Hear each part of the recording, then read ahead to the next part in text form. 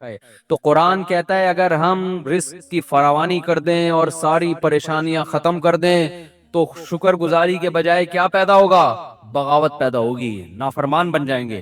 اس سے ہمیں ایک اصول یہ پتا چلا کہ پیٹ بھر کے شکر ادا، پیٹ بھرے ہوئے کا شکر ادا کرنا مشکل، خالی پیٹ شکر ادا کرنا آسان ہے۔ سمجھتے ہو بات؟ اب ہونا تو یہ چاہیے کہ پھر ہم اللہ سے دعا مانگیں کہ اے اللہ تو ہمیں ٹینشنیں دے دے تاکہ ہم تیرے قریب ہو جائیں، لیکن حدیث میں ہمیں اس سے منع کیا۔ اللہ سے یہ دعا مانگو، اے اللہ تو نے خود قرآن میں کہا ہے قلیل من عبادی الشکور، کچھ بندے میرے ایسے ہوتے ہیں کہ جن کو نعمتیں ملتی ہیں پھر بھی وہ دین پہ قائم رہتے ہیں، ہوتے ہیں لیکن مارکیٹ میں ایسے لوگ کیا ہیں؟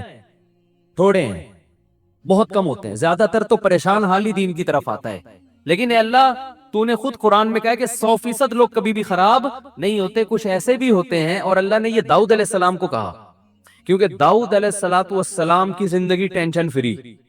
داؤد علیہ السلام نے میدان جنگ میں جالوت کو قتل کیا نا، بڑی بہادری دکھائی، تو ٹینشن میں زندگی گزاری، ظاہر ہے انہوں نے ٹریننگ کی، جہاد کی، میدان جنگ میں جان ہتھیلی پر رکھ کر لڑے، تو اللہ کو آپ پر اتنا پیار آیا کہ اللہ نے آپ کو نبوت بھی دے دی اور بادشاہ بھی بنا دی اللہ نے۔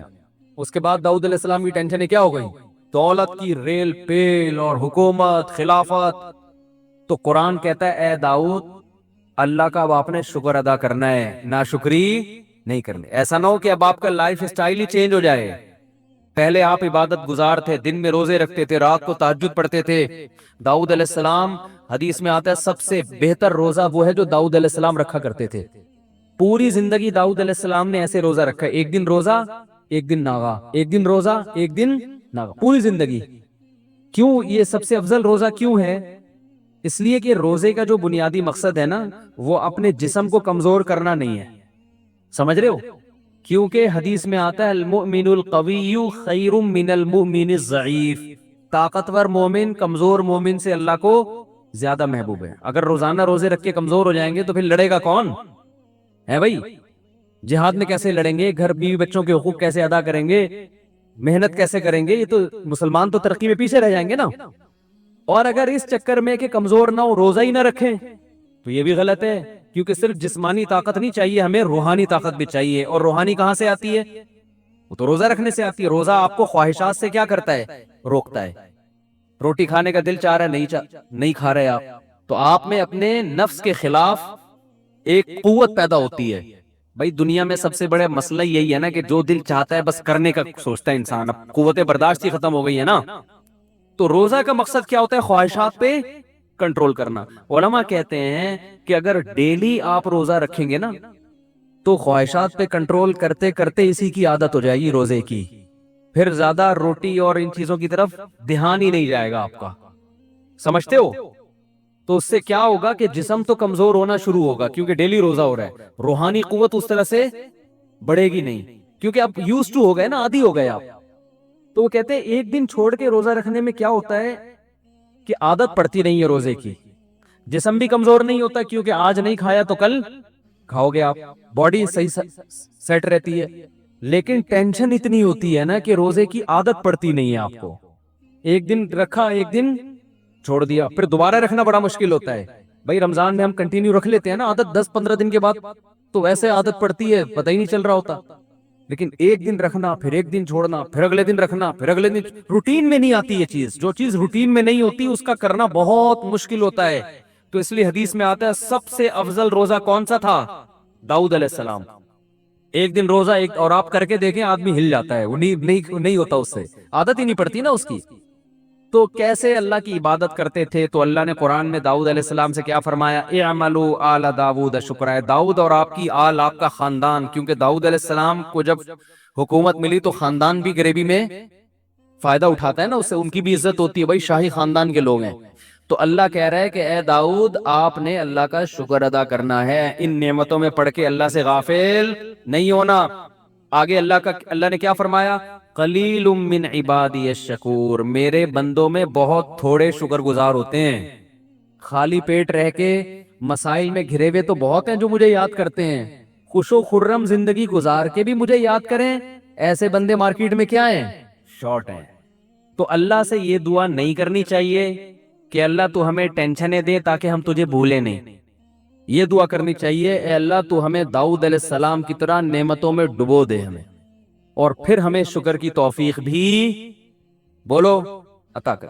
وجہ کیا ہے؟ ٹینشنیں مانگنا یہ عبودیت کے خلاف ہے. ہم اللہ کے غلام ہیں نا, غلام بھیک مانگتا ہوا اچھا لگتا ہے, ٹینشن مانگتا ہوا اچھا نہیں لگتا. کوئی بھکاری آئے آپ کے گھر پہ اور آپ کو اس پہ ترس آیا اور وہ کہہ رہا ہے کہ ایسا کرو کہ میری جیب میں جو 50 روپے بھیک کے جمع وہ بھی نکال لو مجھ سے, میں چاہوں میرے اندر کانفیڈنس پیدا ہو, تو آپ اس کو بھکاری سمجھو گے؟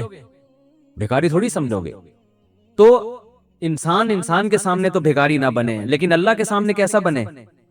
اللہ کے سامنے بھائی ہم تو بھکاری ہیں, ہماری کیا حیثیت ہے. حضرت ایوب علیہ السلام پر سونے کی ٹڈیوں کی بارش ہوئی ہے, حدیث میں آتا ہے سونے کی ٹڈیاں. حالانکہ اللہ نے ایوب علیہ السلام کو جب شفا دی ہے نا تو بہت مال سے نوازا, ان کے اہل و عیال بھی لوٹا دیے, مال بھی دے دیا اللہ نے ان کو. تو اب سونے کی ٹڈیاں برس رہی ہیں. حضرت ایوب علیہ السلام نے ساری ٹڈیوں کو جمع کر رہے ہیں جھولی میں نا, ایک بھی نہیں چھوڑوں گا میں, اس کو بیچوں گا مارکیٹ میں جا کے, یا اس سے درم بناؤں گا, دینار بناؤں گا. اللہ نے حضرت ایوب سے کہا کہ ایوب ہم نے تو آپ کو مستغنی کر دیا, اس سے اتنی دولت دے دی, اب آپ ایسے جمع کر رہے ہیں. تو انہوں نے فرمایا اللہ میں تیری رحمت سے مستغنی نہیں ہوں. کوئی اور یہ بھیک دے رہا ہوتا نا, نہیں ہے بھائی, رکھا اپنے پاس. جیسے سلیمان علیہ السلام سے ملکہ سبا نے کہا نا کہ یہ ہدیے ودیے لے لو اور اب چپ کر کے بیٹھ جائیں, مجھے دوبارہ تبلیغ نہ کرنا. سلیمان علیہ السلام نے سارے گفٹ واپس کیے ہیں, کیونکہ انسان کی طرف سے آئے تھے نا. بادشاہ کو گفٹ مل رہا ہے ایک بادشاہ کی طرف سے بطور رشوت کے. ملکہ سبا کہنا چاہ رہی ہے کہ آپ دوبارہ مجھے تبلیغ کی کوشش نہ کریں, پیسے چاہیے یہ لیں, ٹھیک ہے نا. بے یار کیا ہو گیا, آپ لوگ یہاں کچھ ایسے دیکھ رہے ہوتے ہیں جیسے انہوں نے کبھی سلیمان علیہ السلام کا واقعہ سنا ہی نہیں. سلیمان علیہ السلام نے, ملکہ جلدی سے بتا رہا ہوں تاکہ بیان بہت لمبا ہو گیا, ختم کر رہا ہوں بیان. سلیمان علیہ السلام نے ملکہ سبا کو خط لکھا, ہدہد نے آ کے بتایا اتنی بڑی حکومت ہے, سورج کو سجدہ کرتی ہے. سلیمان علیہ السلام نے ملکہ سبا کو ہدہد کے ذریعے خط بھیجا, اللہ تعالی علیہ واتونی مسلمین. ان شارٹ بات کہ بسم اللہ الرحمن الرحیم, اس اللہ کے نام سے جو بڑا مہربان نہایت رحم کرنے والا ہے. انہو من سلیمان, سلیمان کی طرف سے یہ خط ہے. اللہ تعالی علیہ, سرکشی مت کرو, واتونی مسلمین, بندی بن کے چلی آؤ. وہ ایک دم ڈر گئی, بھائی یہ کون سا انداز ہے بھائی, یہ تو بہت ہی کوئی پاورفل بادشاہ ہو تو اس اسٹائل میں بات کرے گا نا.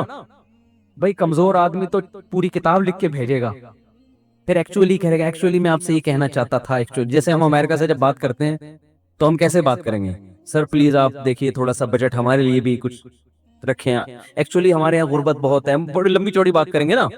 لیکن انسان کا پاور ہوتی ہے پھر اس کا اسٹائل کیا ہوتا ہے, چینج ہوتا ہے. جیسے وہ ایک آدمی نے کسی کو چاقو دکھایا کہ تیری جیب میں جو کچھ ہے نکال لے, اس نے بندوق نکال لی. اب کچھ کہنے کی ضرورت نہیں ہے, مطلب اب تیری جیب میں جو کچھ ہے. اور اگر بندوق جیب میں نہ ہوتی تو وہ کیا کر رہا ہوتا ہے, ایکچولی دیکھیں میرے چھوٹے چھوٹے بچے ہیں یار, میرا ابھی موبائل میں نے خریدا, یہ لمبی چوڑی بات کر رہا ہوگا. تو سلیمان علیہ السلام چونکہ پاورفل تھے تو ملکہ سبا بھی پاورفل تھی, لیکن سلیمان علیہ السلام جتنی نہیں تھی. سلیمان علیہ السلام نے لیٹر بھیجا, اللہ تعالی علیہ, سرکشی مت کرو, وہ اتونی, آ جاؤ, مسلمین, فرما بردار بن کے. تمیز سے باقی ڈسکس ہم کھانے پہ کریں گے, ڈنر پہ ہم بات چیت کریں گے کہ میں نے آپ کو بلایا کس سلسلے میں. تو وہ سلسلہ یہ ہے کہ آپ سورج کی عبادت چھوڑ دو, توحید پہ آ جاؤ. مجھے اللہ نے پیغمبر بنا کے بھیجا ہے اسی کام کے لیے, اسی سلسلے میں میں نے آپ کو بلایا تھا, سمجھتے ہو. تو ملکہ سبا کو اندازہ ہوا کہ بھائی یہ تو بڑا عجیب انداز ہے ان کا. تو ملکہ سبا نے کیا سوچا کہ شاید ان کو پیسوں کی لالچ والچ ہو, تو میں اتنے قیمتی گفٹ ان کے پاس بھیجتی ہوں کہ دوبارہ اس قسم کا لیٹر نہیں بھیجیں گے. جیسے کراچی میں جب بھتہ خوری چل رہی تھی نا, تو کسی بدماش کا دکان پہ فون آتا تھا, اتنے پیسے لے کے فلاں جگہ پہنچ جا. وہ پہنچ جاتا تھا بیچارہ تھیلا لے کے, سر یہ ہے, آئندہ میں خود ہی پہنچا دیا کروں گا, آپ فون کرنے کی زحمت نہ فرمائیں. تو ملکہ سبا یہ سمجھی کہ شاید یہ بھی معاذ اللہ لالچی ہیں, ان کو پیسے ویسے چاہیے. تو جب وہ آئے نا ہدیے ودیے کروڑوں روپے کے ہدیے لے کر, تو سلیمان علیہ السلام نے یہ نہیں ایوب علیہ السلام کی طرف سارے ہدیے جمع کر لیے, لاؤ بھائی جاؤ یہاں شاباش بھائی, گودام بھرے بھائی, چل گودام کا دروازہ کھول, مال لوڈ کر. ایوب علیہ السلام تو یہی کر رہے تھے نا کہ وہ چادر میں ساری ٹڈیاں جتنی بھی گری ہیں کہ ایک بھی نہ رہ جائے, ساری جمع کرو, ایک بھی نہیں چھوڑوں گا. تو سلیمان علیہ السلام بھی تو یہ کر سکتے تھے نا, کہ بھائی سارا مال جمع کرو، نہ کیونکہ وہ انسان کی طرف سے تھا نا، اور بادشاہ کی طرف سے تھا، ایک ملکہ کی طرف سے اپنی دھونس جمانے کے لیے. تو کہہ رہے ہیں بھائی سلیمان علیہ السلام نے الفاظ کیا کہے، ارجع الیہم، کہا کہ فلن اتمدوننی بمال، پیسے دینا کہ میری مدد کرنا چاہتے ہو، فما آتانی اللہ خیر مما آتاکم، میرے رب نے جو مجھے نعمتیں دی ہیں وہ تم سے بہتر، میں تمہارے ٹکڑوں کا محتاج نہیں ہوں. دیکھو انسان جب انسان سے بات کرے تو اسی سٹائل میں بات کرے.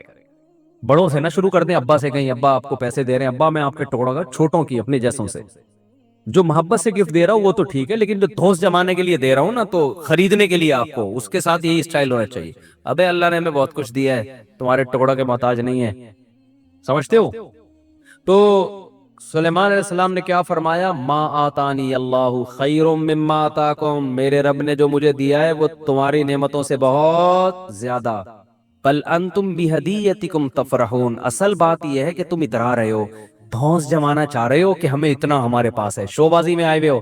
پھر کہنے لگے ارجع الیہم، قاصد سے کہا واپس چلا جا آرام سے، اور اب خط نہیں آئے گا، اب خط نہیں آئے گا. فَلَنَأْتِيَنَّهُمْ بِجُنُودٍ لَا قِبَلَ لَهُمْ بِهَا، اب لشکر آئے گا اور ایسا لشکر لے کے ملک سبا پہ حملہ کروں گا کہ یہ اس کا مقابلہ نہیں کر سکتے. وَلَا نُخْرِجَنَّهُمْ مِنْهَا أَذِلَّةً، سب کو رسوا کر کے ملک بدر کر دوں گا میں.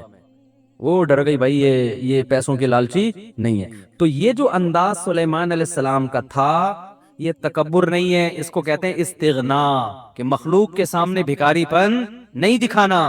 اور ایوب علیہ السلام کو ٹڈیاں جو دے رہی تھی ملکہ سبا نہیں دے رہی تھی، وہ کون دے رہا تھا؟ وہ آسمان سے گر رہی تھی اللہ کی طرف سے، تو ساری جمع کر رہے ہیں.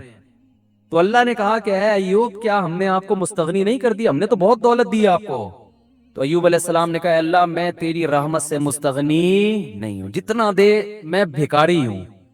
اب بھکاری کو آپ پیسے نکال کے دیتا رہو نا، 6 مہینے کھڑا رہے گا، جائے گا نہیں وہاں سے، بلکہ جتنا دو گے نا کہے گا اور دے دو. تو اللہ کو مخلوق، ہم سب فقیر ہیں اللہ کے در کے، تو اللہ کے سامنے یہ کہ میں کیا بھائی، جو کچھ دیا اللہ نہیں دیا تمہیں تو اور دے دو. موسیٰ علیہ السلام نے بھی یہی موسیٰ علیہ السلام کے ساتھ بھی ہوا. موسیٰ علیہ السلام نے جب 2 بچیوں کو پانی پلایا کنویں پہ، مسافر تھے، کوئی قسم فرسی کی حالت میں تھے، نہ کوئی ٹھکانہ ہے، نہ کھانے کا انتظام، نہ کوئی ملازمت.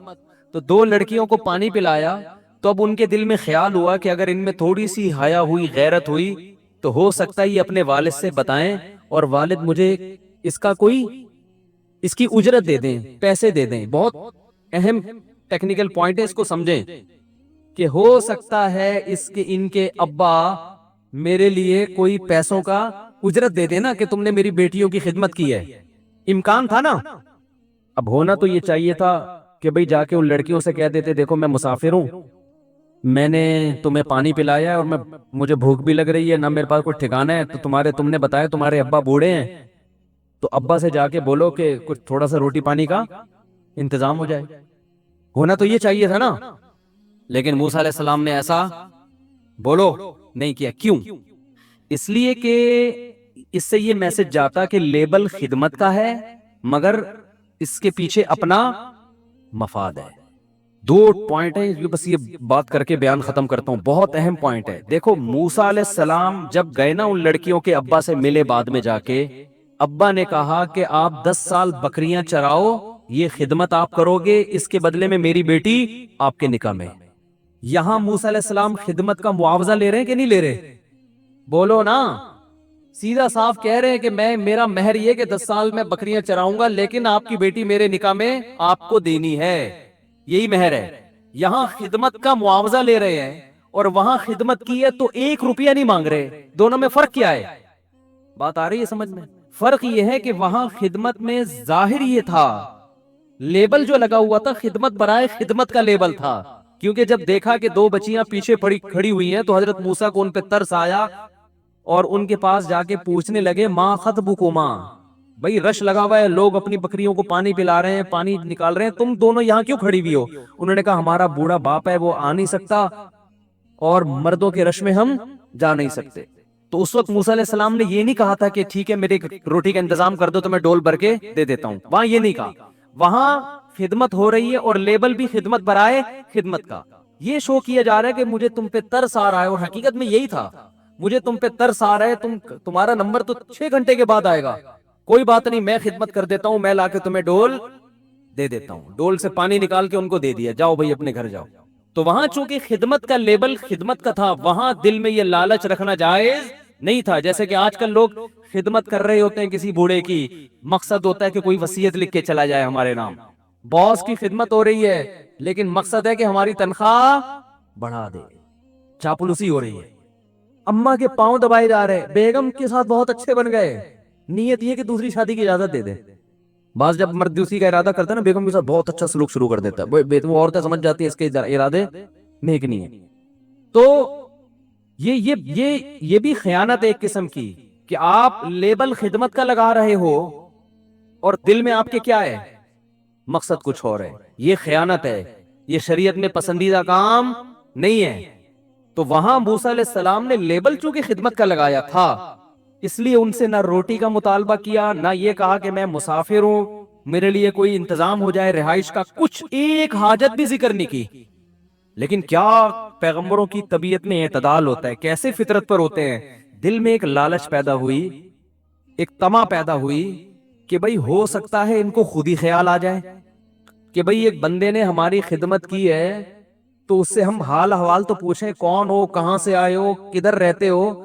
وہ لڑکیاں چلو شرم کی وجہ سے نہیں پوچھیں گی, جب وہ گھر جا کے بتائیں گی تو ابا پوچھیں گے بھئی روزانہ تو 6 گھنٹے لگتے ہیں, آج اتنی جلدی کیسے آ گئی. تو ابا کو بتائیں گی ایک نوجوان نے خدمت کی ہے, تو ہو سکتا ہے ابا کے دل میں خیال آئے کہ بھئی اس نوجوان کو بلاؤ, اس کا انٹرویو لینا ہے ہم نے, یا اس کو کچھ پیسے دینے. یہ ساری چیزیں حضرت موسیٰ کے دماغ میں پیدا ہونا شروع ہوئی, مگر ان لڑکیوں سے نہیں کہہ رہے. مگر اب یہ بھی نہیں ہے کہ جب حضرت موسیٰ کے دل میں یہ خیال آیا تو اللہ سے بھی نہ کہیں, نہ, ہاتھ اٹھا کے اللہ سے دعا مانگنا شروع کر دی کہ اللہ میرے دل میں یہ خیال تو آ رہا ہے کہ شاید یہ مجھے بلائیں, ان کے والد صاحب کو پیسے ویسے دے دیں, مجھے اس کے اجرت دے دیں تاکہ میرے لیے 1-2 وقت کی روٹی کا انتظام ہو جائے, ٹھکانہ مل جائے. تو اے اللہ میں ان سے تو نہیں کہہ رہا, کیونکہ پھر ان کے دل میں یہ وسوسہ آ سکتا ہے کہ یہ اس خدمت کے پیچھے معاذ اللہ لالچ تھی, جبکہ میری خدمت کے پیچھے کوئی لالچ نہیں تھی. لیکن اگر جو میرے دل میں خیال پیدا ہو رہا ہے نا, تو اس خیال کو حقیقت میں اگر تبدیل کر دے تو مجھے اس پر کوئی اعتراض نہیں ہے. تبھی دعا مانگی, ثم تولا الی الظل, قرآن کہتا ہے درخت کے سائے کے نیچے آئے اور اللہ سے دعا مانگ. جب بچیوں کو پانی پلایا نا لڑکیوں کو, تو فوراً درخت کے نیچے آ کے کھڑے ہو کر کہنے لگے ربی انی لما انزلت الی من خیر فقیر, اے اللہ تو نے اگر میری طرف کسی خیر کے نازل کرنے کا ارادہ کر لیا ہے تو میں اس کا فقیر ہوں, محتاج ہوں, اپنے فیصلے سے پیچھے نہیں ہٹنا. کیا زبردست بلاغت ہے قرآن کی, اور پیغمبر کیسے اعتدال پر ہوتے ہیں. اللہ سے مستغنین, آپ نے بھی اگر کسی کی خدمت کی نا اور آپ کو یہ خیال آ جائے کہ شاید پیسے دے دے اور آپ محتاج بھی ہو, اس سے نہیں مانگو, مگر اللہ سے کہہ سکتے, اللہ سے آپ ضرور کہو, اللہ سے تھوڑی مستغنی ہے. تو اللہ نے آپ کی دعا ایسی قبول کی کہ ان کے والد نے تو کہا تھا, بچیوں کو بھیجا کہ جاؤ اس نوجوان کو ہم اجرت دینا چاہتے ہیں. والد بھی یہی چاہتے تھے ان کو اس کے پیسے دیں, غیرت مند تھے نا کہ بھئی ایک نے خدمت کی اگرچہ بغیر اجرت کے کی ہے, لیکن ہم بغیر اجرت کے خدمت نہیں لیتے, ہم معاوضہ دیتے ہیں. یہ غیرت مند ہونے کی علامت ہوتی ہے. اور جو بے شرم ہوتے ہیں ایک نمبر کے, وہ مزدوروں سے ڈبل کام لیتے ہیں اور پیسے جو اس کی اصل بنتی ہے نا وہ بھی کم بخت 2 مہینے ڈیلے کر دیتے ہیں. ایسے بھی مارکیٹ میں آپ کو بے شرم ہول سیل کے حساب سے ملیں گے. ادھر موسیٰ علیہ السلام کے جو سسر تھے وہ فری کی خدمت کے بھی کہہ رہے نہیں, فری میں نہیں بلکہ اس کا معاوضہ دوں گا. اور یہاں پہلے بتاتے ہیں تمہاری یہ دہاڑی ہے, کام اس سے زیادہ لیتے ہیں اور ٹائم پہ اجرت نہیں دیتے. تو یہ غیرت کے بالکل الٹ ہو گئے کہ نہیں ہو گئے؟ تو اب بتاؤ کون سا اچھا ہے, بے غیرت بننا اچھا ہے یا غیرت والا بننا اچھا ہے؟ جب غیرت والے بنو گے نا تو اللہ کے وہ معاملات ہوں گے جو موسیٰ علیہ السلام کے ساتھ ہوئے اور ان کے سسر کے ساتھ ہوئے. پھر غیب سے اللہ کی مددیں ایسے ہوتی ہیں. تو حضرت موسیٰ علیہ السلام گئے ہیں, ان لڑکیوں نے کہا کہ بھئی ہمارے والد آپ کو اجرت دینا چاہتے ہیں. اور وہ اجرت جب پورا انٹرویو ہوا تو حضرت وہ جو انہوں نے تو کہا میں اپنی ایک بیٹی آپ کے نکاح میں دینا چاہتا ہوں. پورا گھر کا انتظام ہو گیا کہ نہیں ہو گیا؟ شادی بھی ہو گئی, ملازمت بھی مل گئی, بھی بکریاں چرانی ہے, کھانے پینے کا بھی انتظام, بیگم بھی مل گئی, مسافر کو اور کیا چاہیے بھائی, سارے انتظامات ہو گئے. کیوں؟ دعا بڑی تگڑی مانگی تھی. تو میری بھی عادت ہے, مجھے بھی کبھی کہیں کچھ ایسا امید ہو نا کسی بھی معاملے میں, تو میں یہ دعا لازمی پڑھتا ہوں, ربی انی لما انزلت الی من خیر فقیر. اس کو یاد کر لیں, کہیں آپ کو امید ہو نا کہیں سے کچھ ملنے والا ہے آپ کو, تو آپ اور اس سے کہنا نہ چاہ رہے ہو آپ, تو پھر اس سے نہ کہیں, لیکن اللہ سے, اے اللہ اگر اس کے دل میں خود ہی خیال آ جائے تو میں تیری رحمت کا بہرحال محتاج. نکاح کے کتنے عرصے بعد رخصتی کریں؟ کیا نکاح کے 2 سال بعد رخصتی اور ولیمہ کر سکتے ہیں کیونکہ بچوں کی عمریں ابھی کم ہیں اور وہ پڑھ رہے ہیں بھائی جب نکاح ہی نہیں ہوا تو بچے کیسے ہو گئے؟ عبد الغنی صاحب انڈیا سے پوچھ رہے ہیں. دوبارہ سوال پڑھتا ہوں, کیا نکاح کے 2 سال بعد رخصتی اور ولیمہ کر سکتے ہیں کیونکہ بچوں کی عمریں ابھی کم ہیں اور وہ پڑھ رہے ہیں؟ عبد الغنی انڈیا. میرا خیال ہے ان کا مطلب یہ ہے کہ والدین پوچھ رہے ہیں کہ ہمارے بچے ابھی پڑھ رہے ہیں تو ہم اپنے دوسرے بچے کے نکاح میں تاخیر کر سکتے ہیں, یعنی رخصتی میں تاخیر کر سکتے ہیں. دیکھیں, نکاح بھی جلد کرنا چاہیے, رخصتی بھی جلدی کرنی چاہیے. کوئی واقعی شرعی عذر ہو تو رخصتی میں تاخیر میں کوئی حرج نہیں ہے. تو یہ جو مسئلہ ہے نا کہ بچے پڑھ رہے ہیں تو بچوں کے پڑھنے, تو نکاح میں یاد رکھیں پڑھائی میں رکاوٹ نہیں ہے. نکاح کر دیں, بچہ پڑھتا رہے گا, بلکہ اور اچھی طریقے سے پڑھے گا, انسان کا بچہ بن کے پڑھے گا وہ.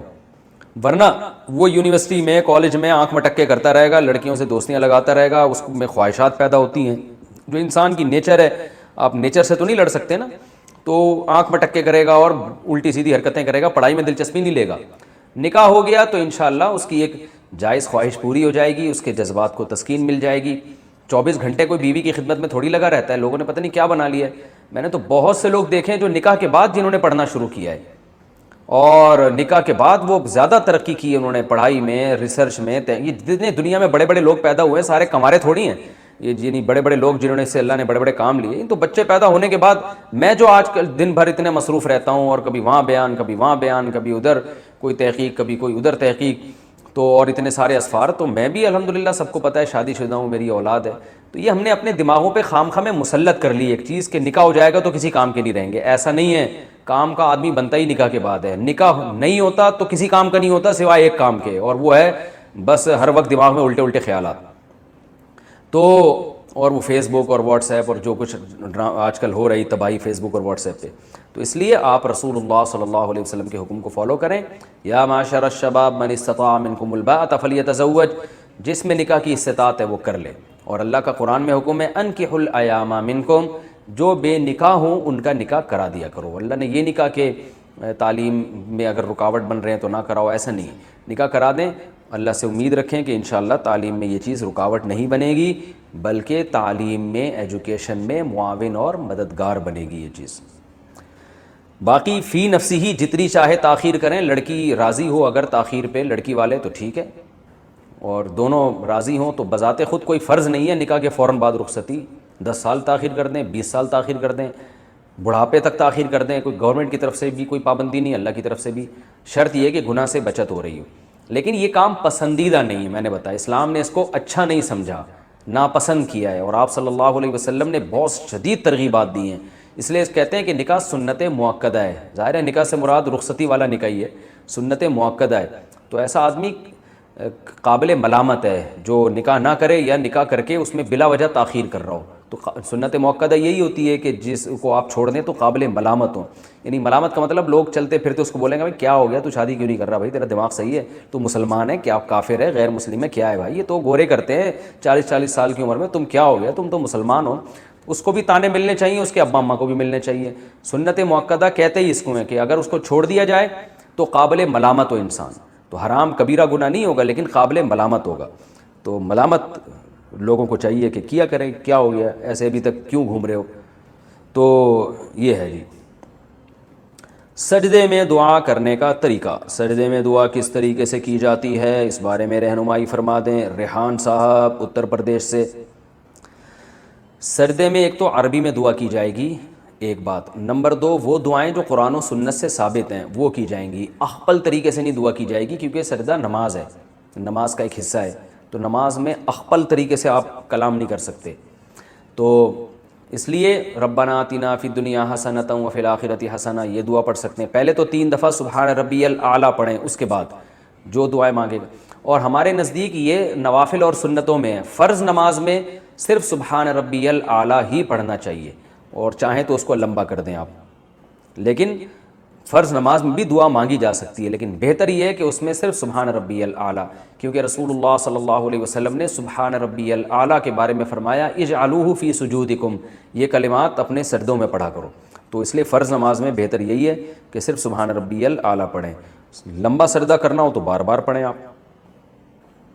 روزے کی حالت میں خون دے سکتے ہیں، کیا روزے کی حالت میں خون عطیہ کر سکتے ہیں؟ اس سے روزے پر تو کوئی فرق نہیں پڑے گا۔ محمد نعمان حمزہ پنجاب سے، جی بالکل دے سکتے ہیں، روزے پہ کوئی فرق نہیں پڑتا، لیکن اتنی بات ضرور ہے جب آپ خون دیں گے تو ویکنیس ہوتی ہے، انسان کو اس ویکنیس کو ختم کرنے کے لیے کچھ کھانا پڑتا ہے فوری طور پہ، تو روزہ ہوگا تو کھا نہیں سکیں گے آپ، کھائیں گے تو کفارہ لازم ہو جائے گا، تو اس لیے بہتر یہی ہے کہ یا تو افطاری کے ٹائم پہ دیں تاکہ اس کے بعد کچھ کھا سکیں، یا آپ اتنے فنٹر ہیں، پاورفل ہیں کہ ڈاکٹر نے آپ کو بلڈ کو دیکھ کے کہا کہ بھائی آپ تو 6 بوتلیں بھی دے دیں، آپ کو کوئی ضرورت نہیں ہے کھانے پینے کی، فٹ فاٹ چل رہے ہیں، تو اس لیے یہ ایک میڈیکل سائنس کا مسئلہ ہے، تو ڈاکٹر آپ کو رہنمائی کرے گا، لیکن روزے پہ کوئی اثر نہیں پڑتا خون دینے سے، نہ خون لینے سے اثر پڑتا ہے نہ خون دینے سے اثر پڑتا ہے۔ کیا تلاوت کا ثواب مردے کو پہنچتا ہے؟ قرآن شریف کا ثواب مردوں تک پہنچتا ہے یا نہیں؟ میں نے کچھ لوگوں سے سنا ہے کہ اس کا ثواب مردوں تک نہیں پہنچتا، اس بارے میں وضاحت فرما دیں۔ محمد فراز صاحب جونپور سے۔ اس میں فقہا کا اختلاف ہے، لہذا اگر کوئی اس کا انکار کرتا ہے کہ ثواب نہیں پہنچتا تو بھی کوئی برا نہیں ہے، دونوں رائے ہیں، اور قرآن و سنت میں دونوں طرف دلائل ملتے ہیں۔ جو فقہائے حنفیہ ہیں ان کی رائے یہ ہے کہ ثواب پہنچتا ہے، اور اس کے دلائل بھی بڑے مضبوط ہیں، اور یہ دلائل میں دوسرے کلپ میں ریکارڈ کروا چکا ہوں، تو میرا کلپ موجود ہے اِصال ثواب کے دلائل جو ہے آپ یوٹیوب پہ سرچ کر سکتے ہیں۔ ابھی میں مختصر ہی جواب دوں گا کہ ہماری رائے میں یہ جائز ہے، کچھ علماء اس کو ناجائز کہتے ہیں اور وہ بھی بڑے مجتہدین ہیں فقہاء ہیں، ہماری جو فقہائے حنفیہ ہیں ان کی رائے میں یہ جائز عمل ہے، تو اس لیے ہم اس کے بالکل جائز سمجھتے ہیں، انشاءاللہ اس کو ثواب کا۔ میں نے کلپ سنا، وہ ورکشاپ بھی کرواتے ہیں، بڑے میچور ڈاکٹر ہیں اور کافی فیمس ہیں یوٹیوب پہ۔ وہ نفسیاتی ڈاکٹر سے کسی نے پوچھا دوسری شادی کے بارے میں، تو محترم فرمانے لگے کہ دوسری شادی میں انسان کو جھوٹ بولنا پڑتا ہے، اس کی بیوی کا اس پر سے اعتماد ختم ہو جاتا ہے، اور یہ ہو جاتا ہے اور وہ ہو جاتا ہے، یعنی غیر اخلاقی حرکتیں، اور وہ جو باتیں بتائیں واقعی صحیح تھی، ایسا ہوتا ہے کہ وہ ٹوپیاں کرائے گا، آج ادھر بیٹھا ہوا ہوں آج ادھر بیٹھا ہوا ہوں، صحیح سچ بتائے گا تو پکڑا جائے گا نا، سچ بتائے گا تو وہی پکڑا جائے گا، ٹھیک ہے، پٹے گا، تو وہ گھماتا رہتا ہے، ادھر بھی چائے پیے گا، دوسری بیوی کو بھی جا کے بتائے گا کہ میں تمہارے پاس چائے پینے کے لیے، آج سے پہلے میں نے کبھی چائے پی نہیں ہے، جب بھی پیتا ہوں تمہارے پاس پیتا ہوں۔ تو یہ ٹوپیاں اور یہ سب جھوٹ اور اعتماد ختم اور یہ سب بے پناہ نقصانات، اور اس سے بیوی ڈپریشن میں جاتی ہے، یہ ہوتا ہے وغیرہ وغیرہ، بالکل صحیح کہا، لیکن محترم یہ بھول رہے ہیں کہ جن عورتوں کو بندہ ہی نہیں مل رہا شادی کے لیے، وہ جو ڈپریشن میں جا رہی ہیں، ان کا آپ کے پاس حل کیا ہے؟ یعنی اس بندے کی ڈپریشن اور اس کی بیوی کی ڈپریشن کا تو خیال کیا جا رہا ہے، ان بیوہ طلاق یافتہ غریب لڑکیاں جو لاکھوں کی تعداد میں بیٹھی ہوئی ہیں، جن کو میاں نام کی کوئی چیز مل ہی نہیں رہی ہے، ان کی ڈپریشن پہ کوئی مقالہ نہیں ہے، کوئی تحقیق نہیں ہے، اور اس کا کوئی حل نہیں ہے۔ تو اس لیے کہتے ہیں کہ وحی کی تعلیمات کے بغیر جب انسان اپنی عقل سے سوچتا ہے نا تو ٹھوکریں کھاتا ہے۔ عقل وہ ہے جو قرآن کے تابع ہو، پھر آپ کو عقل ایسا خاندانی گائیڈ کرے گی نا، ایسے خاندانی راستہ بتائے گی جس کو قرآن نے مثالیں دی ہیں۔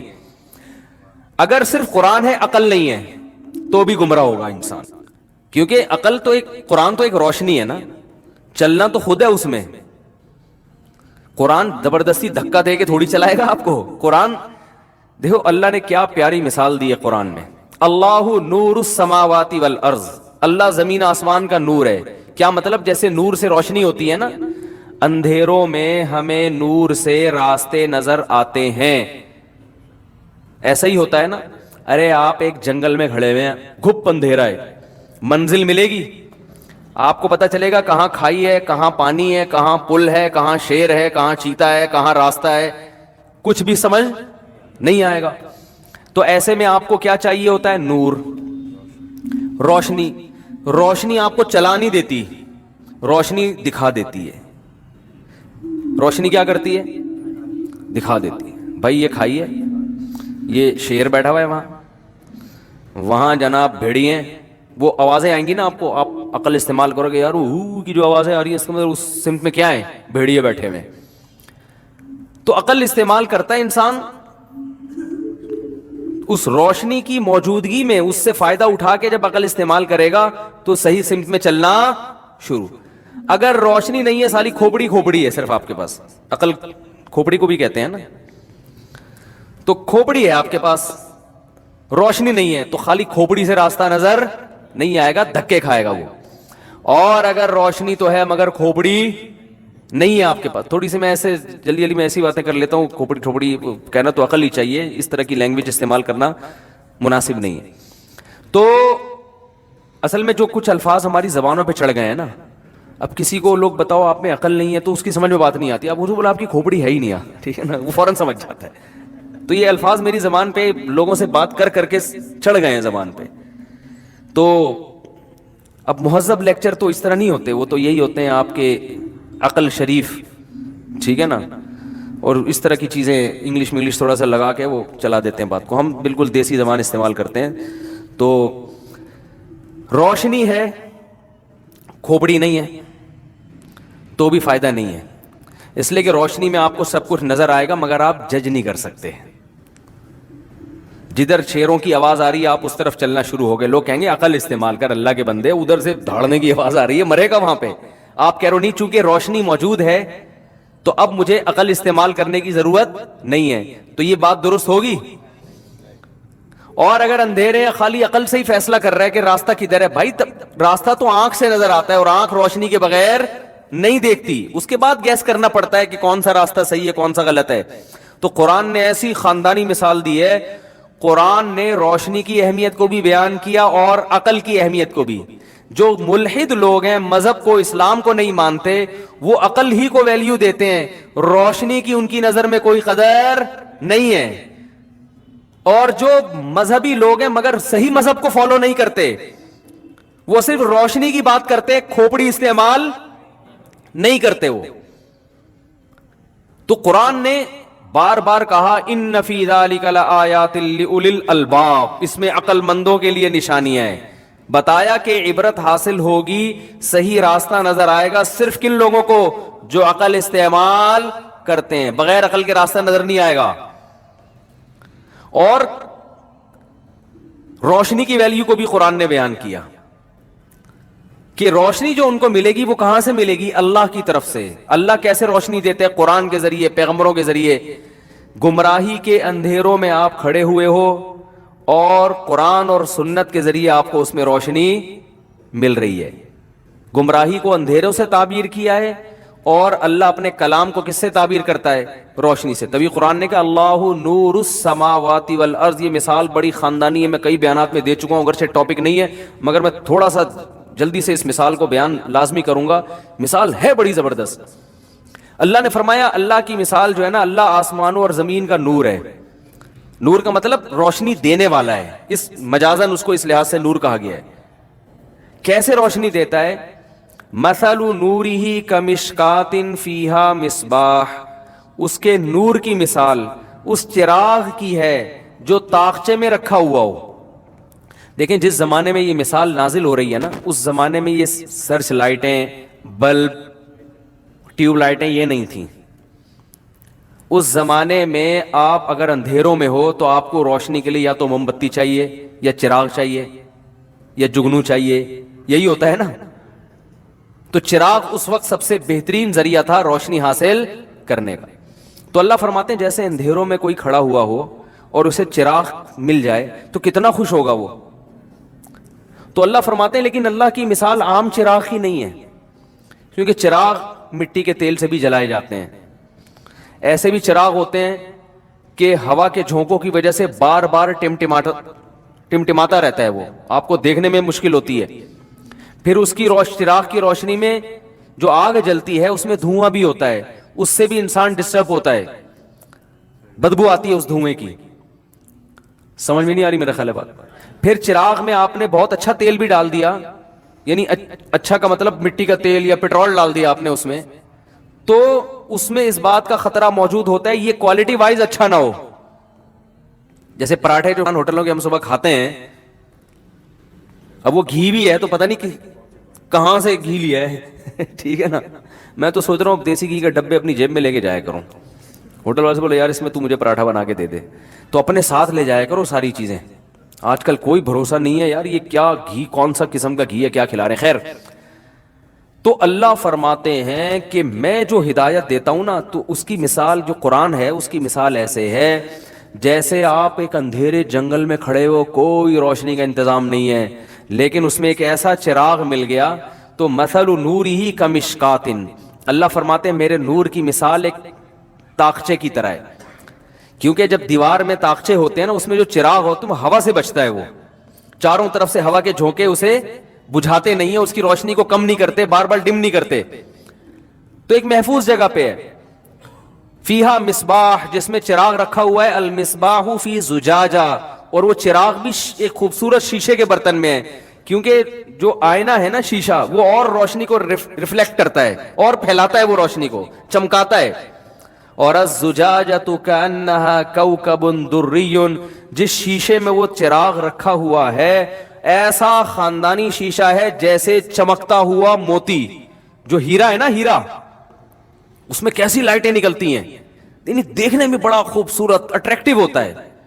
ہر چراغ اس قابل نہیں ہوتا کہ انسان کا دل اس کی طرف مائل ہو. اور فرمایا کہ یوخذ من شجرۃ مبارکۃ, اسے جلایا جاتا ہے ایک ایسے درخت سے جو برکت والا درخت ہے, اس میں اپنی فائدے ہیں. اس برکت والے درخت کا نام ہے زیتونۃ, زیتون کا درخت ہے. لا شرقیۃ ولا غربیہ, اور زیتون کا بھی ناقص تیل نہیں ہے. زیتون کا وہ درخت جو بالکل سیدھا پروان چڑھاؤ, جس پہ بھرپور طرح سے دھوپ لگی ہو, نہ مشرق کی طرف اور نہ مغرب کی طرف جھکا ہو, کیونکہ پودا جب سیدھا جاتا ہے نا تو دھوپ بھرپور لگتی ہے اس کو, اور اس میں تیل بہت اچھی کوالٹی کا پیدا ہوتا ہے. اور اللہ فرماتے ہیں کہ ایسا حساس تیل ہے, ایسا روشنی کو پکڑتا ہے کہ یکاد زیتھا یضیء ولو لم تمسسہ نار, ابھی آگ اس کے قریب نہیں گئی اور آگ کو پکڑ لیتا ہے وہ. تو ایسا جو سینسیٹیو قسم کا تیل ہوتا ہے نا, اس کی روشنی بہت ہوتی ہے. تو اللہ نے مثال دی زیتون کی, کیونکہ زیتون کے تیل میں دھواں نہیں ہوتا, بدبو نہیں ہوتی, آگ ہوتی ہے مگر آگ میں جو بدبو اور یہ سب چیزیں نہیں ہوتی ہیں, اور اس کی روشنی میں چمک بہت خوبصورت ہوتی ہے, یعنی وہ خود ایک اچھا لگ رہا ہوتا ہے, بڑی شفاف روشنی کو پھیلاتا ہے وہ. آگے اللہ نے کیا فرمایا, نور علی نور, اور ایسا چراغ ہے, اتنی تیز روشنی ہے کہ تمہیں ایسا لگے گا روشنی کے اوپر روشنی کی تہ چڑھائی ہوئی ہے کسی نے. کیا خاندانی بلاغت ہے یار, کیا مثال ہے. آگے اللہ نے فرمایا اللہ نے تو یہ روشنی پیدا کر دی, عقل مند لوگ اس روشنی کے تحت اپنی عقل کو استعمال کر کے چل رہے ہیں.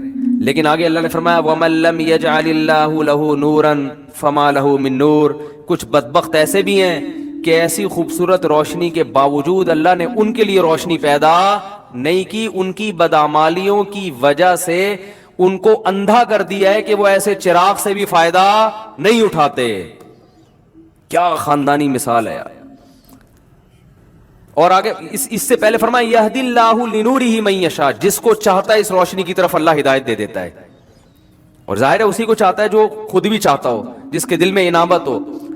تو اللہ فرماتے ہیں کہ جس کے دل میں انابت ہوتی ہے, جس کے دل میں جو چاہتا ہے کہ مجھے روشنی ملے, تو اللہ اس کو ہدایت دے دیتا ہے اس روشنی کی طرف. اس کی مثال ایسے جیسے اندھیرے میں چند آدمی کھڑے ہوئے اور بھٹک رہے ہوں کہ یار قدم رکھنا کہاں ہے, آگے کھائی تو نہیں, آگے گیدڑ تو نہیں بیٹھا ہوا, آگے کوئی شکاری تو نہیں ہے, گولی تو نہیں مار دے گا, بھٹک رہے ہوں, کچھ نظر نہ آ رہا ہو.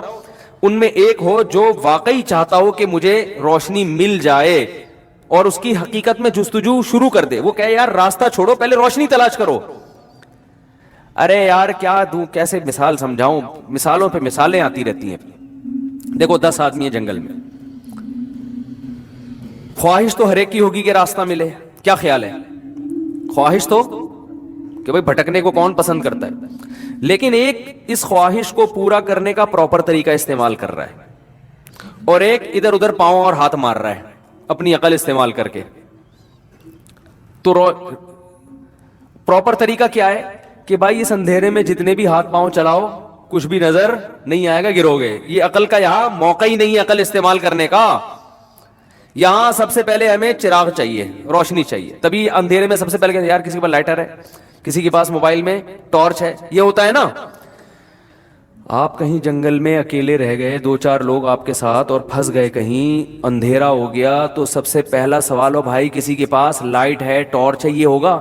یا یہ ہوگا کہ یار تھوڑو کھوپڑی استعمال کرو؟ اصل عقل ہوتی ہے، عقل سے سب کچھ سمجھ میں آتا ہے. او بھائی عقل ہی خود کہہ رہی ہے کہ یہاں پہلے روشنی کا انتظام ہو، پھر کھوپڑی استعمال کرنا، اس کے بعد مشورہ کریں گے کہاں جانا ہے، پہلے تو روشنی تو کرو. حضرت موسیٰ علیہ السلام جب اپنی زوجہ کو لے کر مدین سے مصر کی طرف آ رہے تھے تو راستے میں راستہ بھول گئے، تو اپنی زوجہ سے کیا کہا؟ اپنی زوجہ سے کہا، وہ کیا قرآن کے بڑے پیارے الفاظ ہیں وہ، کہ فلما وسار بأہلہ آنس من جانب الطور نارا قال لأہلہم کثوا، اپنی زوجہ سے فرمایا یہاں ٹھہرو، انی آنست نارا، مجھے کہیں آگ نظر آ رہی ہے، انی آنست نارا، مجھے آگ نظر آ رہی ہے، میں جا کے یا تو اقتبسو، اس سے شعلہ لے کر آؤں گا، او اجد علی النار ہدا، یعنی اس سے روشنی ہمیں ملے گی، یا وہیں ہو سکتا ہے آگ ہوتی ہے تو وہاں لوگ بھی ہوتے ہیں، وہیں ہمیں کوئی گائیڈنس مل جائے، راستہ پتہ چل جائے کہ کہاں جانا ہے ہم نے.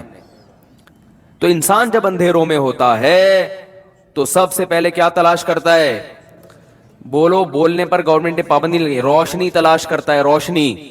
تو قرآن کے الفاظ ہیں کہ یہدی اللہ لنورہ، ہاں میں مثال دے رہا تھا، اب 10 آدمی ہیں، تو 10 آدمی جو ہے نا وہ اندھیرے میں بھٹک گئے اور مشورہ ہو رہا ہے کیا کرنا چاہیے. 5 ان میں سے کہہ رہے ہیں کہ بس چلو عقل استعمال کرو، کھوپڑی استعمال کرو اور چلنا شروع کرو.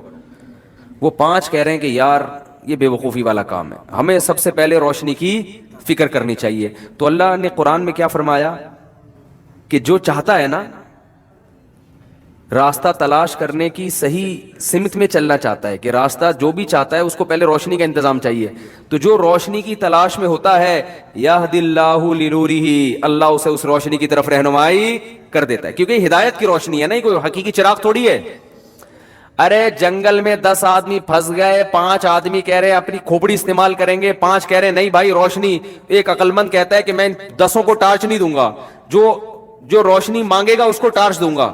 تو عقل مندی کا تقاضا یہی ہے نا کہ یار جو روشنی مانگ رہا ہے اس کو دے دو. ٹارچ ٹوٹل 5 ہیں، 10 ہیں نہیں، تو بھائی جو ٹارچ مانگ رہا ہے اس کو ٹارچ دے دو، جو نہیں مانگ رہا اس کو ایسے ہی رہنے دو. بات آ رہی ہے سمجھ میں کہ نہیں آ رہی ہے؟ تو اللہ نے بھی محدود لوگوں کو جنت میں لے کے جانا ہے. دنیا میں تو سب کو ملے گا، جنت محدود، جہنم میں بھی کچھ جائیں گے، کچھ کہاں جائیں گے، جنت میں بھی، تو سب کو ہدایت ملے گی نہیں. تو اللہ کا اصول ہے کہ جو گمراہی کے اندھیروں میں ہو تو جو اس میں روشنی مانگے گا اور چاہے گا کہ مجھے روشنی ملے، اللہ اس کو اس چراغ کی طرف جس کو قرآن کہا جاتا ہے، جس کو اللہ کا کلام کہا جاتا ہے، اس کی طرف اللہ اس کو اس کی رہنمائی کرے گا. جیسے آپ ٹارچ خود تو تقسیم نہیں کر رہے، لیکن آپ نے دیکھا 5 آدمی چاہ رہے ہیں کہ مجھے روشنی ملے، تو آپ بتاتے ہیں یار چھپڑ میں وہاں نیچے رکھی ہوئی ہے، روشنی کا انتظام ہے، آپ اس کو گائیڈ کریں گے. تو جو غیر مسلم چاہتا ہے کہ مجھے ان راستوں میں صحیح روشنی ملے، گائیڈنس ملے، جو چاہتا ہے، تو اللہ فرماتے ہیں ہم اس کے دل میں قرآن کی صداقت ڈال دیتے ہیں، قرآن کی طرف لے آتے ہیں ہم اس کو. جو نہیں چاہتا وہ کہتے ہیں نہیں عقل ہی فیصلہ کرے گی، تو اللہ اسے اندھیروں میں چھوڑ دیتے ہیں. تو ومن لم، فرمایا یہدی اللہ لنورہ من یشاء، اللہ اس نور کی طرف جس کی چاہتا ہے رہنمائی، جس کو چاہتا ہے رہنمائی کر دیتا ہے. ومن لم یجعل اللہ لہ نورا، اور جس کو اللہ روشنی کی ہدایت کی روشنی نہ دے، فما لہ من نور، اسے کہیں سے بھی روشنی نہیں مل سکتی. کیا زبردست آیت ہے، خدا کی قسم. ایسے ایسے اعتراضات اور اشکالات رفع کر رہی ہے نا یہ، کہ اگر یہ ایک آیت سمجھ میں آ جائے آپ کو اسلام سمجھ میں آ جائے گا، اور آپ کو پتا چلے گا کہ اسلام انسانیت کے لیے کتنی بڑی نعمت اور کتنی بڑی رحمت ہے. اس کے بغیر آپ اندھیروں میں ہیں. تو اللہ فرماتے ہیں وَمَن لَّمْ يَجْعَلِ اللَّهُ لَهُ نُورًا، مجھے بھی یہ آیتوں کا مطلب نا، اب جب میں ملحدین سے ملتا ہوں، ان کی تقریریں سنتا ہوں، لبرل لوگوں سے ملتا ہوں، میں اگر قسم اٹھا کے بولوں نا کہ ان کی تفسیروں کا مطلب مجھے اب سمجھ میں آیا ہے، جب پڑھا تھا اس وقت مجھے بھی سمجھ میں نہیں آیا تھا. جب ہم مدرسے میں بچے تھے نا، پڑھتے تھے، یہ آیتوں کی تفسیر مجھے کم از کم مجھے سمجھ میں نہیں آتی تھی پوری طور پر. وجہ اس کی کہ بعض چیزیں سمجھنے کے لیے اسی ماحول میں جانا پڑتا ہے جس ماحول میں آیتیں نازل ہو رہی ہیں. اس ماحول میں جائیں گے تو ان کا مفہوم سمجھ میں آئے گا.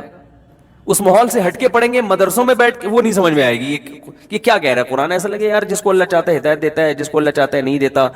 اب یہ آیتوں کا مطلب سمجھ میں آ رہا ہے. وَمَن لَّمْ يَجْعَلِ اللَّهُ لَهُ نُورًا, جس کو اللہ روشنی نہ دے, فَمَا لَهُ مِن نور, اسے کہیں اور سے چراغ نہیں مل سکتا کہ وہ اس کی روشنی میں سفر کرنا شروع کر دے. اس میں اقوام متحدہ پر بھی رد ہے, ٹھیک ہے نا. بعض لوگ سمجھتے ہیں یونائٹڈ نیشن ہمیں صحیح گائیڈ کرے گی, انسان کو انسانیت کا راستہ یونائٹڈ نیشن دکھائے گی. بعض کہتے ہیں امریکہ والے دکھائیں گے, بعض کہتے ہیں جاپان کے سائنسدان ایک نمبر ہوتے ہیں, ان سے پوچھو لائف کیسے گزارنی ہے. بعض کہتے ہیں یار برٹش نے بڑی ترقی کی ہے, برطانیہ نے, گوروں سے پوچھو لائف کیسے گزارنی ہے, صحیح کیا ہے غلط کیا ہے.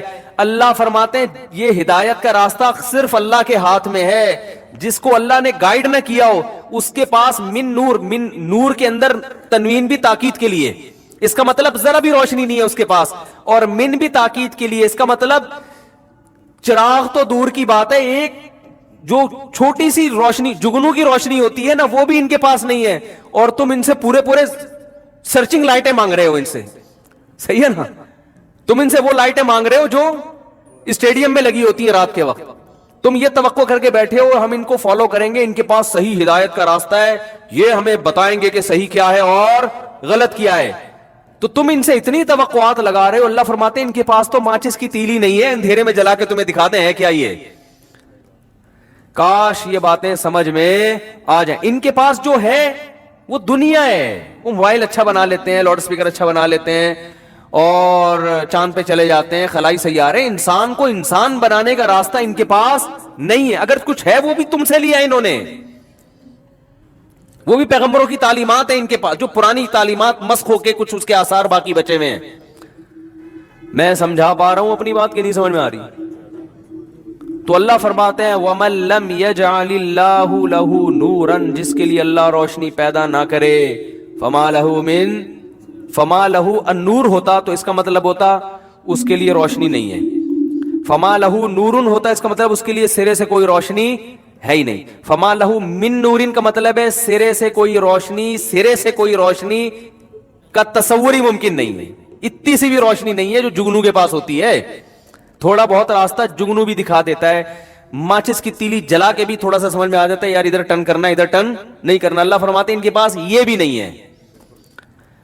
اور ہم امیدیں لگا کے بیٹھے ہیں کہ گورا ہمیں بتائے گا کہ شادی ہم نے کس عمر میں کرنی ہے, بچے کتنے پیدا کرنے ہیں, اور زندگی کا مقصد کیا ہے, اور ہومو سیکس کو جیسے انہوں نے حلال کر دیا, لوگ اس پہ بھی انہی کے حوالے دیتے ہیں نا کہ اس میں برائی کیا ہے, اور خاندانی نظام کی ایسی کی, بولو بھائی, ایسی کی تیسی کر دی.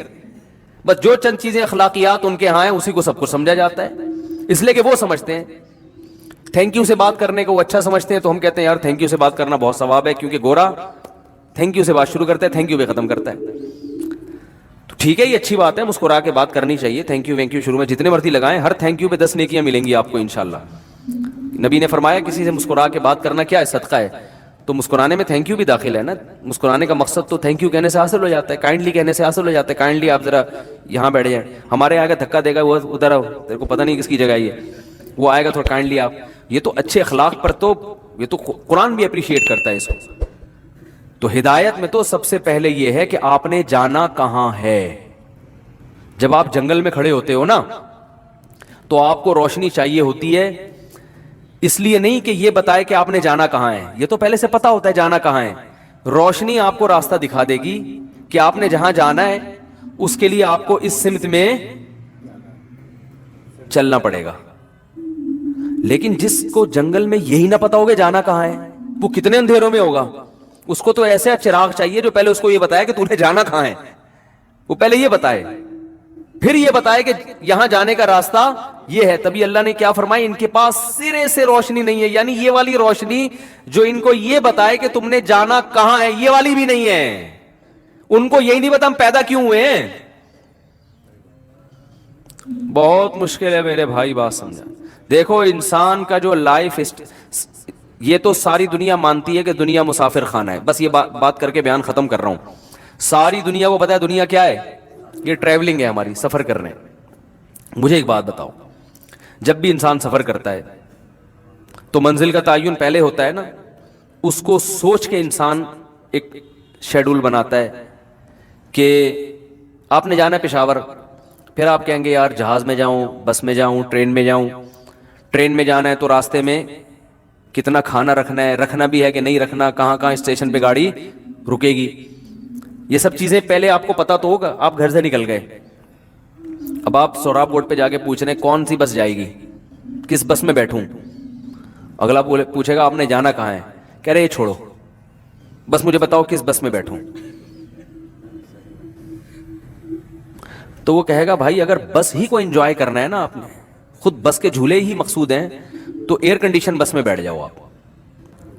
تو چونکہ آپ کا مقصد ہی بس کے سفر کو انجوائے کرنا ہے, تو پھر آپ کو اس سے بحث کی کہ کوئٹہ جا رہی ہے یا پشاور والے کراچی آ رہے ہیں. ان دنوں میں جب کراچی کے حالات کیا چل رہے تھے, خراب.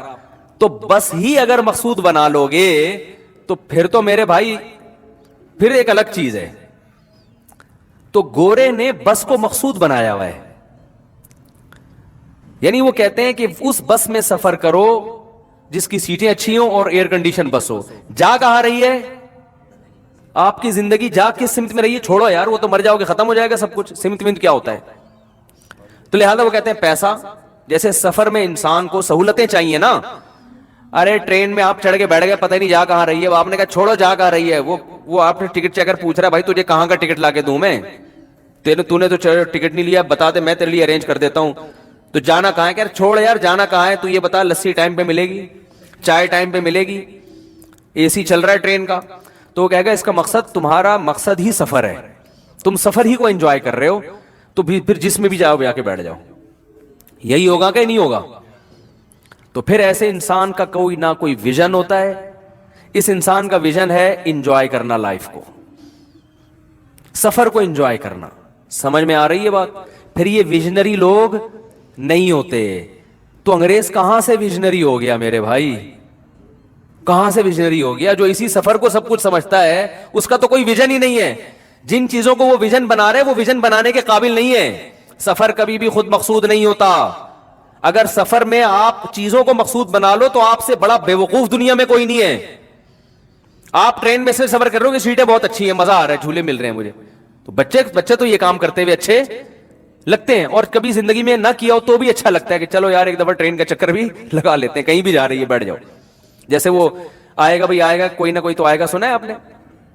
ہم بچپن میں اللہ معاف فرمائے ڈرامے دیکھا کرتے تھے, اس وقت بڑے سیدھے سیدھے ڈرامے آتے تھے. تو الیکشن کے دنوں میں ایک ڈرامہ آ رہا تھا, اکثر تو لوگ کہتے ہیں نا آئے گا بھائی آئے گا, اعظم خان آئے گا, جو بھی سیاسی لیڈر ہوتا ہے ان کے نعرے لگا رہے ہوتے ہیں نا, آئے گا بھائی آئے گا, فلانا آئے گا. تو دیکھا کچھ لوگ نعرے لگا رہے ہیں آئے گا بھائی آئے گا, کوئی نہ کوئی تو آئے گا. تو ان سے پوچھا کہ یار یہ کیا, انہوں نے کہا یار ہماری کوئی سیاسی تنظیم نہیں ہے. دوسرا, اگر ہم جس کا نعرہ لگا رہے ہیں وہ آئے گا اور وہ نہیں آیا تو بعد میں کیا ہوگی, بے عزتی ہوگی. تو ہم نعرہ ایسا لگا رہے ہیں کہ کوئی بھی آئے تو ہم ہی جیتے گئے. ہم نے کہا تھا آئے گا بھائی آئے گا, کوئی نہ کوئی تو آئے گا. تو گورا کا لائف یہی ہے کہ جائیں گے بھائی جائیں گے, کہیں نہ کہیں تو جائیں گے. کہاں جائیں گے چھوڑو, یا کیا کرنا ہے, جائیں گے بھائی جائیں گے, کہیں نہ کہیں تو جائیں گے. جس کا کوئی ویژن نہیں ہوتا میرے بھائی, وہ سفر کو جب مقصود بناتا ہے تو جو چیزیں غیر مقصود تھیں ان کو وہ کیا بناتا ہے, مقصود. جو ضرورت تھی اس کو مقصد بنا لیتا ہے. سفر میں سیٹ آپ کی ضرورت ہے, آپ کا ہدف نہیں ہے. سفر میں پنکھا چل رہا ہو یہ آپ کی ضرورت ہے, آپ کا ہدف نہیں ہے. اخلاق سے آپ سے ایئر ہوسٹس بات کرے یہ آپ کی ضرورت ہے, یہ آپ کا ہدف نہیں ہے. اب آپ اسی کو پی آئی اے میں اس لیے سفر کر رہے ہو, نہیں پی آئی اے کی مثال نہیں بنے گی یہاں پہ. آپ اتحاد ایئر لائن میں اس لیے سفر کر رہے ہو کہ ایئر ہوسٹس کے اخلاق بہت اچھے ہیں. اب وہ دبئی جا رہی ہے بھائی, تو نے جانا کہاں ہے, تو نے لاہور جانا ہے, تو اخلاق کی وجہ سے اس میں چڑھ گیا. اس سے بہتر تھا W11 میں بیٹھ جاتا, جہاں اخلاق کے علاوہ سب کچھ ملے گا, لیکن جہاں جا رہا ہے وہاں تجھے اتار دیتی ہو. تو یہ بہت بڑی حقیقت ہے جو قرآن سمجھاتا ہے, پیغمبر سمجھاتے ہیں. دیکھو انگریز کتنی ترقی کر لے, لوگ بہت مرتے ہیں یار, اتنا کچھ کر لیا, مرے گا تو نہ, جائے گا تو مٹی میں. وہ سائنٹسٹ جس نے چاند پہ قدم رکھا, نیل آرم اسٹرانگ, وہ بھی کہاں ہے آج کل. تو اس حقیقت سے کیوں آنکھیں چراتے ہو بھائی. اس دنیا کا انجام بھی مٹی, انسان ترقی جتنی بھی کر لے انجام مٹی ہے.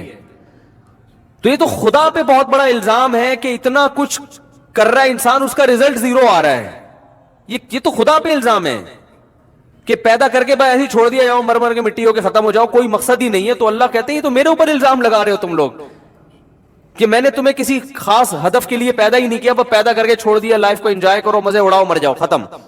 انسان میں جانوروں میں فرق ہے بھائی، جانور انسان کے لیے پیدا ہوئے ہیں، انسان کو کوئی بڑا ہدف دیا گیا ہے جو گورے کے پاس نہیں ہے. جب نہیں ہے تو وہ لائف اسٹائل، لائف گزارنی کہاں ہے، کس سمت میں چلنا ہے، یہ اس کے پاس وہ تعین کر ہی نہیں سکتا ہے. ہم چاند پہ پہنچنے کو کے خلاف نہیں ہیں، ہم اس تسخیر کائنات کے خلاف نہیں ہیں، لیکن تسخیر کائنات کا بھی ایک ہدف ہونا چاہیے، اس کا بھی ایک مقصد ہونا چاہیے. وہ الگ بات ہے مسلمان تو نہ وہ ادھر کا رہا نہ ادھر کا رہا، وہ کسی مقصد میں بھی نہیں ہے اب. لیکن قرآن تو بہرحال گائیڈ کر رہا ہے نا آپ کو، قرآن تو آپ کی آنکھیں کھول رہا ہے کہ یہ جو عقل پرستی ہے یہ کافی نہیں ہے تمہارے لیے. تو جب اس کے پاس بیچارے کے پاس ہدف ہی نہیں ہے، اور یہ گوروں نے خود اعتراف کیا ہے کہ آپ جب بھی زندگی کا ویژن بناتے ہیں، جب بھی آپ اپنی کوئی پلاننگ کرتے ہیں نا کہ میں نے لائف کیسے گزارنی ہے، تو ہمیشہ اس ہدف کو سامنے رکھ کے پلاننگ کی جاتی ہے. دیکھو ایک آدمی MBBS ڈاکٹر بن رہا ہے، ایک لڑکا، تو اپنے دن بھر کے ٹائم کو اسی حساب سے مینج کرے گا نا کہ میرا ہدف کیا ہے، ڈاکٹر بننا ہے. اب وہ ٹائم بننا ڈاکٹر ہے، وہ روزانہ پلمبر کے پاس جا کے بیٹھتا ہے 2 گھنٹے، تو لوگ کہیں گے تو پہلے یہ طے تو کر تو نے ڈاکٹر بننا ہے یا پلمبر بننا ہے. کہیں گے نا ڈاکٹر بننا ہے تو آپ کی ساری ایکٹیویٹیز پھر اسی حساب سے ہونا شروع ہو جائیں گی، اس میں کھانا بھی آئے گا، پینا بھی آئے گا، وہ ضرورت ہے آپ کی. بھئی آپ پلمبر بنو یا ڈاکٹر بنو، کھانا پراٹھے تو سب کھائیں گے اس میں. اب یہاں بھی یہی ہے میرے بھائی، ترقی تو سب نے کرنی ہے، تو انسان کی نیچر ہے، چاند پہ بھی جائے گا، خلاؤں کو بھی مسخر کرے گا، لیکن یہ ہدف تھوڑی ہے. خلائیں بھی مسخر ہوں گی، میڈیکل سائنس میں بھی ترقی کرے گا، یہ سب ہماری ضرورت ہے بھائی. دنیا میں رہنا ہے تو دنیا تو مادی اسباب کے بغیر چلتی نہیں ہے. یہ تو ہے کہ جب آپ ڈاکٹر بھی بننا چاہتے ہو تو بھوک کے ٹائم پہ کھانا تو آپ کو بھی کھانا پڑے گا. یہ تو بنیادی مادی ضرورتیں یہ ہر ایک کو پوری کرنی ہے. تو اس میں جب کھانا پڑے گا تو اس کے لوازمات میں سے ہے کہ بھی کھیتی باڑی بھی کرنی پڑے گی.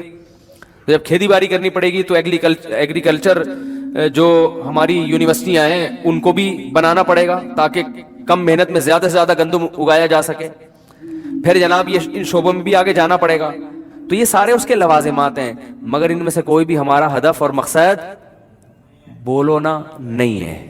یہ ساری ضرورتیں ہیں اور انگریز ان ضرورتوں کو علی وجہ الکمال پورا کر رہا ہے. لیکن اس کے پاس ایک بہت بڑی گمراہی کہ اس کو یہ پتہ ہی نہیں ہے کہ میں دنیا میں آیا کہ اللہ نے خود انسان کو بنایا کیوں. اس کے ان کے پاس جواب نہیں ہے. ادھر ادھر کی فالتو قسم کی باتیں وہ کہیں ویسے ہی بنا دیا، اتفاق سے بن گئے. تو اتفاق سے تو نہیں ہو سکتا، یہ تو بے وقوفوں والی بات ہے. اتفاق سے 2 اینٹیں اوپر نیچے نہیں رکھی جا سکتی کروڑوں سال میں. آنکھ، کان، ناک، دل، دماغ، جگر، گردے، پھیپھڑے، کلیجی سب اپنی جگہ جا کے ڈاروین کے نظریے کے مطابق اتفاق سے بن کے پھیپھڑے بن کے انسان بن کے وجود میں آ گیا. یہ دنیا کا پاگل سے پاگل انسان بھی ایسی بات نہیں کر سکتا. آپ کو پھر اتنے بڑے سائنسدان کیوں کر رہے ہیں؟ خدا کو ڈکشنری سے نکالنے کے لیے کرنی پڑ رہی ہے ان کو یہ بات، کیونکہ خدا کو لائیں گے تو مذہب آئے گا، مذہب آئے گا تو پھر اسلام آئے گا، اسلام آئے گا تو مولوی آئیں گے. انگریز کہے گا، آئنسٹائن کہے گا یار مولانا لوگوں کی بات نہ سنوں ہے بھائی. کیونکہ جب ایک چیز لاؤ گے نا تو پھر باقی چیزیں بھی خود بخود. جو سائنسدان خدا کا انکار کرتے ہیں وہ اس لیے کرتے ہیں کہ خدا کو مانو گے تو پھر سوال ہوگا خدا نے انسان کو بنایا ہے تو جو چیز خود سے بنتی ہے اس کا ویژن نہیں ہوتا، بنائی جاتی ہے اس کا مقصد ہوتا ہے. تو وہ مقصد کیا ہے؟ تو وہ مقصد تو خدا ہی بتائے گا، خدا کے علاوہ کوئی نہیں بتائے گا. تو خدا کی پھر آسمانی کتابیں ہیں، تو آسمانی کتاب قرآن کے علاوہ کوئی بھی محفوظ نہیں ہے. تو گھوم پھر کر پھر اسلام اور قرآن کے علاوہ کوئی آپشن بچتا ہی نہیں ہے خدا تک پہنچنے کا آپ کے پاس. اس ساری ٹینشن سے بچنے کے لیے انہوں نے کہا خدا کو ڈکشنری سے نکال.